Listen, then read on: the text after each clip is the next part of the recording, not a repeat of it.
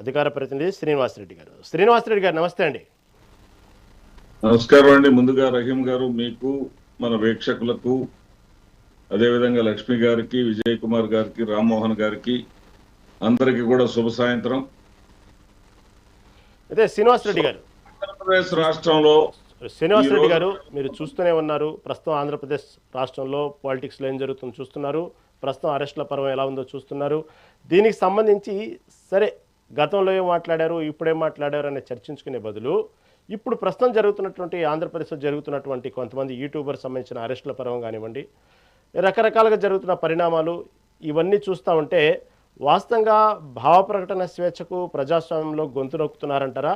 కేవలం భావ ప్రకటన స్వేచ్ఛను అడ్డం పెట్టుకుని ఇష్టం వచ్చినట్టు మాట్లాడడం కూడా ఎంతవరకు కరెక్ట్ అంటారు శ్రీనివాసరెడ్డి గారు? ఇక్కడ మీరు ప్రోమోలో చెప్పినట్లుగా, ముందుగా చెప్పినట్టుగా రెండు శృతి మించకూడదు.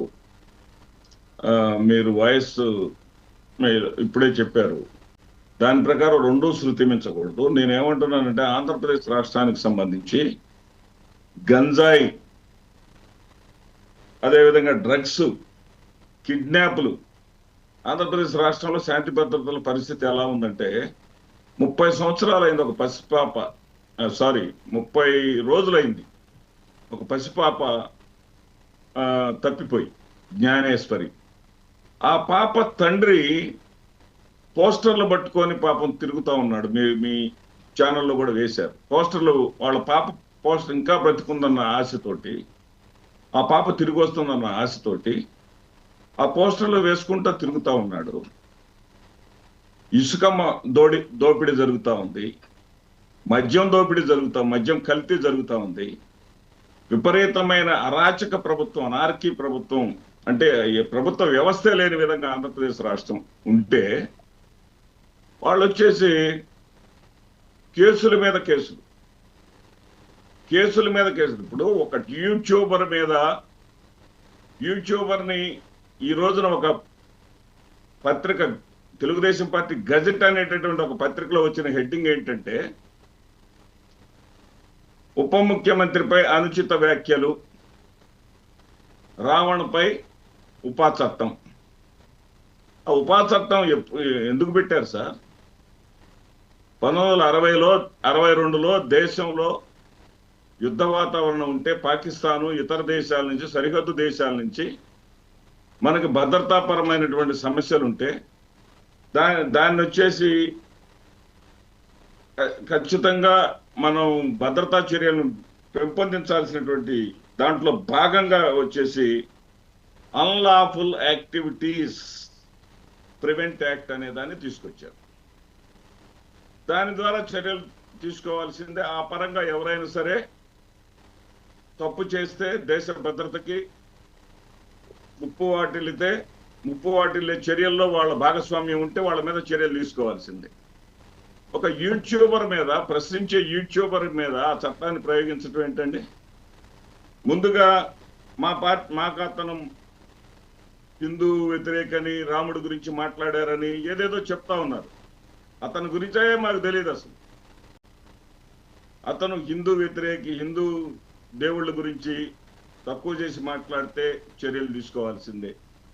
అదేవిధంగా హిందువులై ఉండి రాధా మనోహర్ లాంటి వాళ్ళు ఇతర మతాలను దూషిస్తే వాళ్ళ మీద చర్యలు తీసుకోవాల్సిందే. ఈ చర్యలు తీసుకోవడానికి ఎవరం కూడా తప్పు పట్టం. వాళ్ళకి ఏ విధమైనటువంటి తప్పులు మాట్లాడారో ఆ తప్పుల మీద ఖచ్చితంగా చట్టపరమైనటువంటి చర్యలు తీసుకోండి. కానీ సంబంధం లేనటువంటి, వాళ్ళకు వర్తించినటువంటి, ముందు అతన్ని అరెస్ట్ చేశారు, పిఠాపురంలో అరెస్ట్ చేశారు. పిఠాపురంలో కోర్టుకు హాజరుపరిచారు, రిజెక్ట్ చేశారు జడ్జి గారు. అతన్ని అరెస్ట్ చేయడానికి రిజెక్ట్ చేశాడు, అరెస్ట్ చూపడానికి ఇష్టపడలేదు. సర్పవరంలో చేశారు, రిజెక్టెడ్. ఆ తర్వాత వచ్చేసి మరొక చోట చేశారు, ఇది మచిలీపట్నంలో చేశారు, రిజెక్టెడ్. నక్కపల్లిలో చేశారు, రిజెక్టెడ్. ఏంటండి రోజు అరెస్ట్ చేయటం ఇదేనా? ఒక 500 మంది పోలీసులు రావణ చుట్టూ. ఇంక ఇదేనా ఆంధ్రప్రదేశ్ రాష్ట్రంలో సమస్యలు ఏమీ లేవా? ఇదేనా పెద్ద సమస్య? అక్కడ ప్రతి పోలీస్ స్టేషన్కి ఇక్కడ తెలుగుదేశం పార్టీ భలే సేఫ్ గేమ్ ఆడుతా ఉంది. జనసేన వాళ్ళనే రెచ్చగొట్టి వదిలేసింది. ప్రతి పోలీస్ స్టేషన్కి జనసేన కార్యకర్తలు వస్తారు. ఎట్లా వస్తారండి? ప్రభుత్వ అనుమతి లేకుండా జనసేన కార్యకర్తలు అక్కడికి వస్తారా? ప్రభుత్వం వాళ్ళని యాక్సెప్ట్ చేయకుండా అక్కడ దాకా వస్తారా? అక్కడికి వచ్చిన తర్వాత వాళ్ళని ఏదో తరిమి కొట్టినట్టుగా నాటకాలు. అంటే అతన్ని ఏ విధంగా అయినా సరే ఏమైనా చెయ్యాలి. ఏం చేస్తారు సార్? ఇంతకన్నా ఏం చేస్తారు? సాయికృష్ణ అనేవాడు బూడిద కూడా లేకుండా చేశారు. క్రాంతి కుమార్ అనేవాడు టార్చర్ భరించలేక గుళికలు మింగి చచ్చిపోయాడు. ఇంతకన్నా అనార్కీ ఏముంది ఆంధ్రప్రదేశ్ రాష్ట్రంలో? ఇంతకన్నా అనార్కీ ఏముందో ఆంధ్రప్రదేశ్ రాష్ట్రంలో? ఇంకా ఇంతకన్నా మీరు ఏం చేయదలుచుకున్నారు? శ్రీనివాసరెడ్డి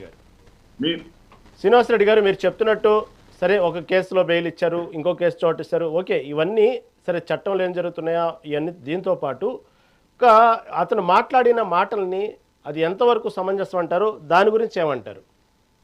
సరే, అరెస్టుల తర్వాత ప్రభుత్వం ఏం చేస్తుంది? ఈ విధంగా జనసేన వాళ్ళు వస్తున్నారు, ఇవన్నీ కరెక్టే. సరే, దాన్ని సంబంధించి కొంచెంసేపు పక్కన పెడదాం. అతను మాట్లాడిన మాటలు మొన్న జరిగినటువంటి ఒక సభలో, బహిరంగ సభలో జరుగుతుంది, అక్కడ ప్రార్థన సంబంధించినటువంటి విషయం, అది ఒక ఆధ్యాత్మిక కార్యక్రమం. ఆ సభలో కూడా రాజకీయ అంశాలు తీసుకొచ్చి ఒక మాట్లాడకూడనటువంటి భాషలో కొన్ని పదాలు మాట్లాడిన మాటలకి మీరు ఏకీభవిస్తారా? అది ఎంతవరకు సమంజసం అంటారు?